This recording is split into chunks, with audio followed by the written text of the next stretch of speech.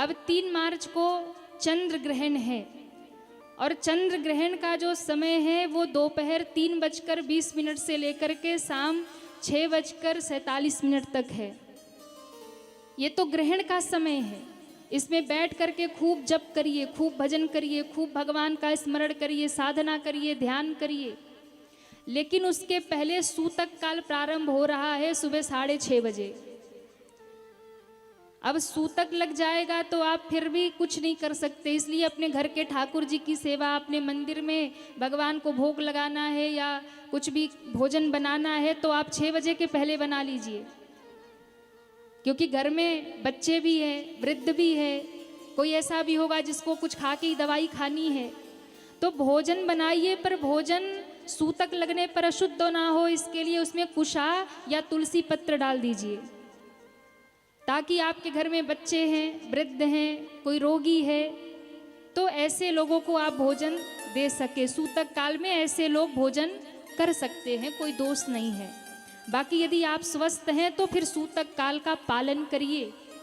यदि आप स्वस्थ हैं तो भोजन मत करिए, उसके पूर्व भोजन कर लीजिए। अपने घर के भगवान की, ठाकुर जी की सेवा, स्नान, पूजा, आरती जो भी करना है 6:30 बजे के पहले कर लीजिए। उसके बाद सूतक लगते ही मंदिर बंद, कपाट बंद, द्वार बंद, घर में पर्दा लगा रखा वो बंद कर दो, भगवान को विश्राम करा दो। जब तक ग्रहण समाप्त नहीं हो जाएगा तब तक मंदिर स्पर्श नहीं करना है, खोलना नहीं है।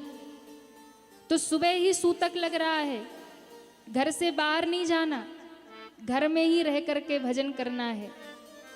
सूतक काल लग जाए, ग्रहण काल प्रारंभ हो जाए तो घर में ही रहिए, भजन करिए, सुमिरन करिए, जप कर सकते हैं, लेकिन घंटी नहीं बजाएंगे, शंख नहीं बजाएंगे, आरती पूजा नहीं करेंगे, पूजन सामग्री को हाथ नहीं लगाएंगे, भगवान को स्पर्श नहीं करेंगे। जिनके यहाँ मंदिर है वो मंदिर के पट बंद कर देंगे, भगवान को फिर स्पर्श नहीं करना है, मंदिर में जाना भी नहीं है। आप बाहर बैठ करके भजन कर सकते हैं। और ग्रहण काल में विशेष रूप से जो गर्भवती माताएं हैं, जिनके गर्भ में बालक है, उन्हें तो बहुत सावधानी रखनी चाहिए। उन्हें बिल्कुल भी घर से बाहर नहीं निकलना है, कहीं भी खुले स्थान पे नहीं जाना है कि उनके गर्भ के शिशु पर या उनके ऊपर ग्रहण काल की छाया पड़े। ये अपशगुन होता है, बच्चे पर दोष आता है, कोई ना कोई रोग से ग्रसित हो सकता है। इसलिए विशेष ध्यान, माताएं जो गर्भवती हैं वो घर से बाहर नहीं निकलेंगी। चाकू, छुरी, सुई आदि का प्रयोग नहीं करना है, धारदार जो वस्तुएं उसका प्रयोग नहीं करना, स्पर्श नहीं करना, भोजन नहीं बनाना है, कुछ भी काटना, छीलना, सिलना नहीं है, ये सब कुछ नहीं करना है। जो गर्भवती माताएं हैं वो भगवान का खूब सुमिरन करे, नमो भगवते वासुदेवाय नमः का जाप करे, ताकि इस ग्रहण की छाया से उनके गर्भस्थ शिशु की रक्षा भगवान करें, भगवान उनकी रक्षा करे। इसके लिए इस मंत्र का जाप करना है। और सूतक काल में कोई भी भोजन नहीं करेगा, सूतक काल में कोई भी पूजा पाठ इत्यादि नहीं करेगा।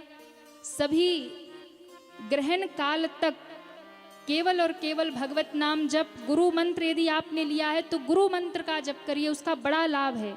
जिनका मन भगवान में नहीं लगता ना, चंद्र ग्रहण है, चंद्रमा मन के स्वामी है, ये अवसर है, बैठ करके खूब भजन करिए, आपका मन शांत होगा, एकाग्र होगा, भक्ति में लगेगा।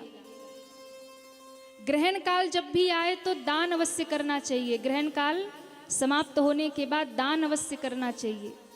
तो चंद्र ग्रहण लग रहा है तो दूध से बनी मिठाई, काले तिल, श्वेत वस्तुओं का दान जैसे आटा, चीनी, चावल, इन सब वस्तुओं का दान अवश्य करिए, इसका भी बड़ा फल है।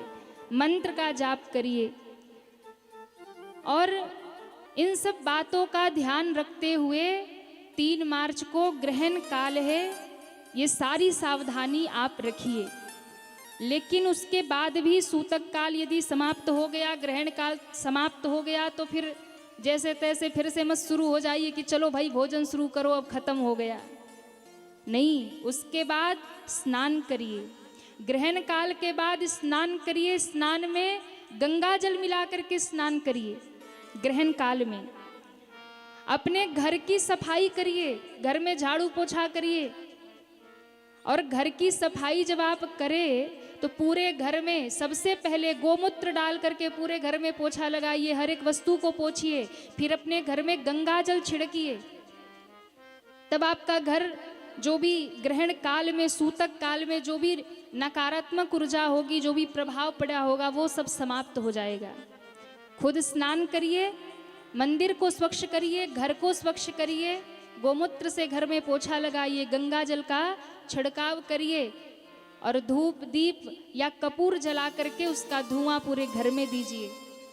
इसके बाद में अपने घर के भगवान को भी स्नान कराइए, उनके वस्त्र बदलिए और फिर उन्हें प्रसाद बना करके पवाइए और खुद भी ग्रहण करिए।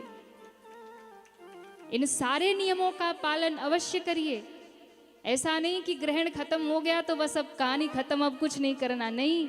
इसके बाद में ये सारी चीजें करनी बहुत जरूरी है, ताकि ग्रहण काल में आपके घर पे यदि कोई छाया पड़ी भी हो तो सब समाप्त हो जाए। विशेष रूप से आप सब इन बातों का ध्यान रखें।